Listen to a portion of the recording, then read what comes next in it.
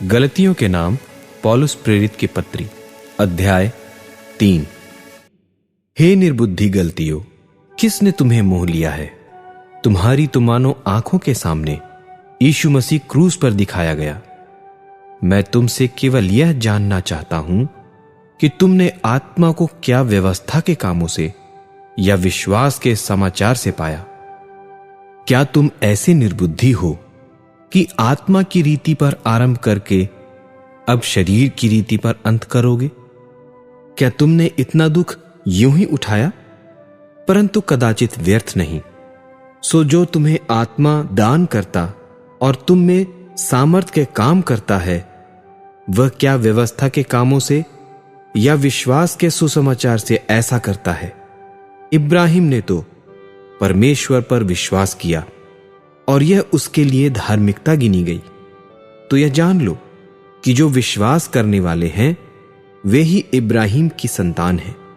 और पवित्र शास्त्र ने पहले ही से यह जानकर कि परमेश्वर अन्य जातियों को विश्वास से धर्मी ठहराएगा, पहले ही से इब्राहिम को यह सुसमाचार सुना दिया कि तुझ में सब जातियां आशीष पाएंगी। तो जो विश्वास करने वाले हैं वे विश्वासी इब्राहिम के साथ आशीष पाते हैं। सो जितने लोग व्यवस्था के कामों पर भरोसा रखते हैं वे सब श्राप के अधीन हैं, क्योंकि लिखा है कि जो कोई व्यवस्था की पुस्तक में लिखी हुई सब बातों के करने में स्थिर नहीं रहता वह श्रापित है। पर यह बात प्रकट है कि व्यवस्था के द्वारा परमेश्वर के यहां कोई धर्मी नहीं ठहरता, क्योंकि धर्मी जन विश्वास से जीवित रहेगा।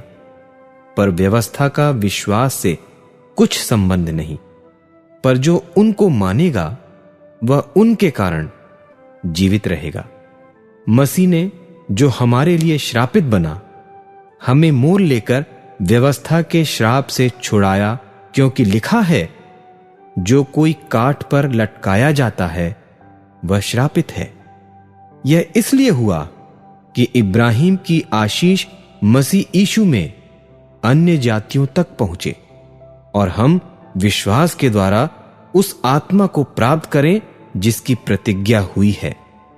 हे भाइयों, मैं मनुष्य की रीति पर कहता हूं कि मनुष्य की वाचा भी जो पक्की हो जाती है तो न कोई उसे टालता है और न उसमें कुछ बढ़ाता है। निदान प्रतिज्ञाएं इब्राहिम को और उसके वंश को दी गईं। वह यह नहीं कहता कि वंशों को, जैसे बहुतों के विषय में कहा, पर जैसे एक के विषय में कि तेरे वंश को, और वह मसीह है। पर मैं यह कहता हूं कि जो वाचा परमेश्वर ने पहले से पक्की की थी उसको व्यवस्था 430 बरस के बाद आकर नहीं टाल देती कि प्रतिज्ञा व्यर्थ ठहरे। क्योंकि यदि मिरास व्यवस्था से मिली है तो फिर प्रतिज्ञा से नहीं, परंतु परमेश्वर ने इब्राहिम को प्रतिज्ञा के द्वारा दे दी है। तब फिर व्यवस्था क्या रही? वह तो अपराधों के कारण बाद में दी गई कि उस वंश के आने तक रहे जिसको प्रतिज्ञा दी गई थी, और वह स्वर्गदूतों के द्वारा एक मध्यस्थ के हाथ ठहराई गई। मध्यस्थ तो एक का नहीं होता, परंतु परमेश्वर एक ही है। तो क्या व्यवस्था परमेश्वर की प्रतिज्ञाओं के विरोध में है? कदापि न हो, क्योंकि यदि ऐसी व्यवस्था दी जाती जो जीवन दे सकती तो सचमुच धार्मिकता व्यवस्था से होती। परंतु पवित्र शास्त्र ने सबको पाप के अधीन कर दिया ताकि वह प्रतिज्ञा जिसका आधार यीशु मसीह पर विश्वास करना है, विश्वास करने वालों के लिए पूरी हो जाए। पर विश्वास के आने से पहले व्यवस्था की अधीनता में हमारी रखवाली होती थी, और उस विश्वास के आने तक जो प्रकट होने वाला था हम उसी के बंधन में रहे। इसलिए व्यवस्था मसीह तक पहुंचाने को हमारा शिक्षक हुई है कि हम विश्वास से धर्मी ठहरे। परंतु जब विश्वास आ चुका तो हम अब शिक्षक के अधीन न रहे, क्योंकि तुम सब उस विश्वास करने के द्वारा जो मसीह यीशु पर है परमेश्वर की संतान हो।